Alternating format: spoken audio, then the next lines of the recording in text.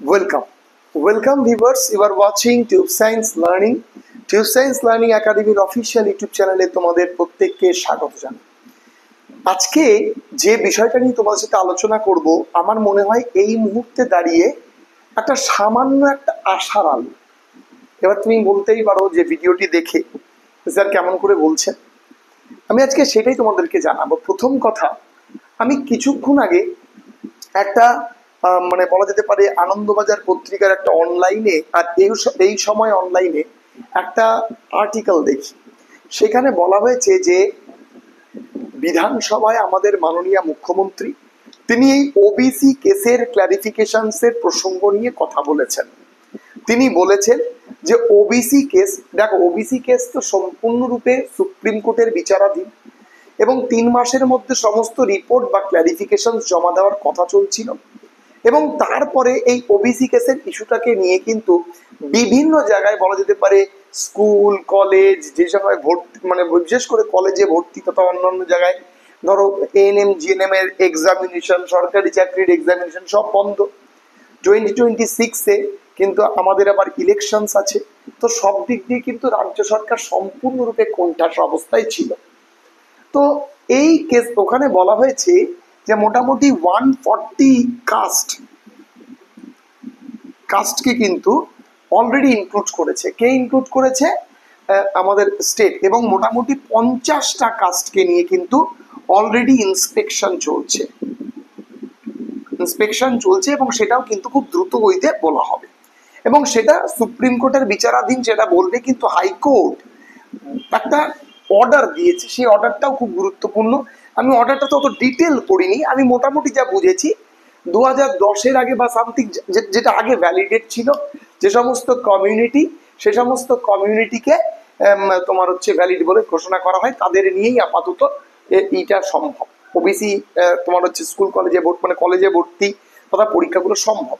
এবং তার মধ্যে যে সমস্ত গুরুত্বপূর্ণ কমিউনিটি যার সঙ্গে সেন্ট্রালের বিভিন্ন কমিউনিকেশন বা তোমার কানেকশন পাচ্ছে, তো এগুলো একটা বিচারাধীন বিষয়, আমি বলছি না। তবে যেটুকু মমতা বন্দ্যোপাধ্যায় বিধানসভায় দাঁড়িয়ে বলেছেন সেইটা খুব প্রাসঙ্গিক। এই মতো এই এমার্জেন্সি সিচুয়েশন, যেখানে প্রায় 1 বছর ধরে কোনো রকম কোনো রিক্রুটমেন্ট নেই, কোনো নিউ নোটিফিকেশন নেই, সব টেন্টেটিভ নোটিফিকেশনসের উপর দায়ী করে ছেলেপেলেরা পড়াশোনা করছে, সেই মতো জায়গায় দাঁড়িয়ে কিন্তু এটা একটা খুবই প্রাসঙ্গিকতা পায় বলে আমি মনে করছি। ওবিসি কেস নিয়ে বলেছে মমতা বন্দ্যোপাধ্যায়, নিজে বলেছেন যে ওবিসি কেস দ্রুততার সাথে মিটে যাবে, আর কোনো সরকারি নিয়োগ করতে কোনো সমস্যা থাকবে না, এটা ঠিক। তো সেইখানে উঠে আসে কি? সেইখানে উঠে আসে প্রাইমারি টেট এক্সামিনেশন এবং primary TET interview. Primary TET 2023 result সবচেয়ে ইম্পর্টেন্ট, যেটা আমার মনে হয় 2022-এর ইন্টারভিউ নোটিফিকেশন, 2023-এর রেজাল্ট,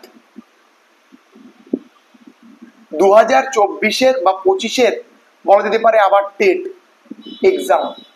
দেখো আমি তোমাকে একটা বলে দেই, একটা মানে আমার অনুমান ধরে নাও, আমি তোমাদের বলছি তোমরা মিলিয়ে নেবে 26-এ আসার আগে একটা primary TET নেবেই।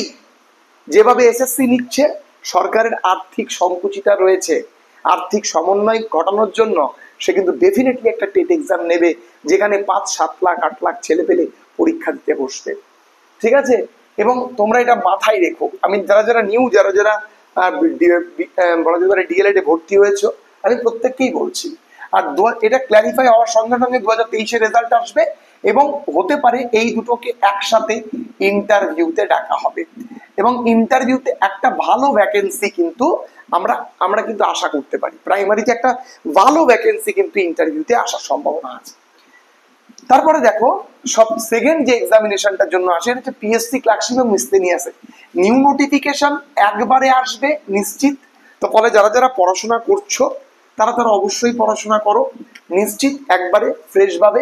PSC ক্লার্কশিপের main result অবশ্যই তোমাদের মানে রেজাল্ট দেওয়ার পর মেন এক্সামিনেশন পর, আমি প্রত্যেককে বলছি যারা পিএসসি ক্লার্কশিপে আমার কাছে মেনে পড়ছিলে, আমি কিন্তু ক্লাস শিডিউল বাড়িয়েছি। আমি কিন্তু অন্য একটা অ্যাপে গিয়ে তোমাদের লাইভ ক্লাসটা করাচ্ছি, পুরোনো অ্যাপেও সেটা আপলোড করছি ভিডিওগুলো, তোমরা দেখবে লাইভ ক্লাসটা কিন্তু করো। আমি বারবার বলছি পিএসসি ক্লার্কশিপের কিন্তু মেন পরীক্ষা বেশি দিন দেরি নেই, সবকিছু হয়ে যাওয়ার উইদিন 1 থেকে 2 মান্থসের মধ্যে রেজাল্ট, তার প্রায় 15-20 দিন 1 মাসের মধ্যে পরীক্ষা। আমি বলে দিচ্ছি, আর কিন্তু কোনো তোমার হচ্ছে ভেবো না যে আবার কোনো ফর্ম ফিল আপ হবে, আর কিচ্ছু হবে না। আমি বারবার বলছি কনসেন্ট্রেট করো কথাটার মধ্যে। তার কারণ তোমাদের কে কি বলছে আমি জানি না, আমি যেটা বলছি, আমাকে যদি তোমরা as a teacher, as a educator মেনে থাকো, তোমরা তোমাদের মতো পড়াশোনা করো। মোটর ভেহিক্যাল ইন্সপেক্টর অবশ্যই তোমরা দেখো। ডাব্লিউবিসিএস এর জন্য যারা পড়াশোনা করছো, ডাব্লিউবিসিএস পরীক্ষা প্রিলিমিনারি পরীক্ষাও হবে, যেটা তোমরা রিসেন্টলি জেনেছো যে 2024 যে ডাব্লিউবিসিএস সেটা পুরনো ফর্মেই হবে, সেটা পুরনো ফর্মেই তোমরা পরীক্ষাটা দেবে। এবং আদার এক্সাম, যে সমস্ত এক্সামিনেশন গুলো সরকার এখন নতুন এক্সামিনেশন বেরো করতে পারে এবং তার পরীক্ষাও নিতে পারে, তার কারণ একথা নিশ্চিত যে রাজ্য সরকার কোণঠাসা হয়ে গেছে সরকারি চাকরি নিয়ে। ফলে সরকারি চাকরিকে কিন্তু প্রায়োরিটি দিয়ে একটা টপমোস্ট সিচুয়েশনে ওঠানোর চেষ্টা করবেই করবে। আর এটাই সুযোগ, আমি বারবার বলছি, এটাই সুযোগ। তোমরা তোমাদের মতো primary PSC clerkship, motor vehicle inspector, WBCS এবং আদার এক্সামিনেশনকে টার্গেট করে যারা পড়াশোনা করছো, আমার কথাটা মানো, ঠিকঠাক প্রস্তুতি করো। 26-এর আগে এমনও হতে পারে দ্রুততার গতিতে হয়ে তোমাদের জয়নিং অবধি দিচ্ছে পিএসসি ক্লার্কশিপের। মিসলেনিয়াসের জন্য যারা পড়ছো, মিসলেনিয়াসের মেনের জন্য যারা বাংলা ইংলিশে ভর্তি হয়েছে, আমি প্রত্যেককে বলছি রেগুলারলি ক্লাস করো। এবং যে যেখানে পড়ছো, যে ইনস্টিটিউটে পড়ছো, প্রতিদিন ক্লাস করো। তোমার যদি কোনো কোয়ারি থাকে, তোমরা আমাদের অফিসিয়াল নাম্বার 9775106556 কেউ ফোন করবে না, আমি সবার ফোন ধরবো না। অবশ্যই তোমরা কিন্তু হোয়াটসঅ্যাপ করতে পারো, আমি ডেফিনেটলি তোমাদের হোয়াটসঅ্যাপে একটু সময় দেবে, অবশ্যই সাড়া দেবো যদি কারো প্রয়োজন থাকে। ঠিক আছে, তো এই ছিল আজকের আপডেট। এটা খুব গুরুত্বপূর্ণ আপডেট, কারণ সবকিছু থমকে রয়েছে বহুদিন হলো। তোমাদেরকেও স্টার্ট করতে হবে, তোমাদেরকেও সেই উদ্যম নিয়ে চলতে হবে, তোমরা এতদিন ধরে যে বসেছিলে সেই বসে থাকাটা যেন সার্থকতা পায়। চলো, দেখা হচ্ছে পরবর্তী ভিডিওতে। সবাই খুব ভালো থেকো, সুস্থ থেকো, আজকে এইটুকুই।